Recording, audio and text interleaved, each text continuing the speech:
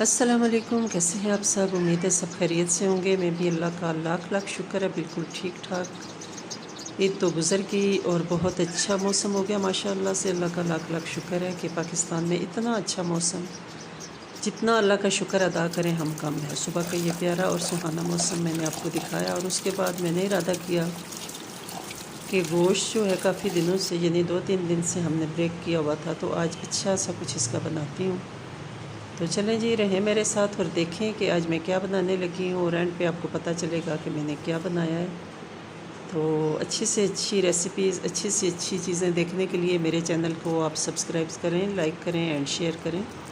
आपको बहुत अच्छी अच्छी चीज़ें इस पर मिलेंगी इंशाल्लाह, नई और ताज़ा।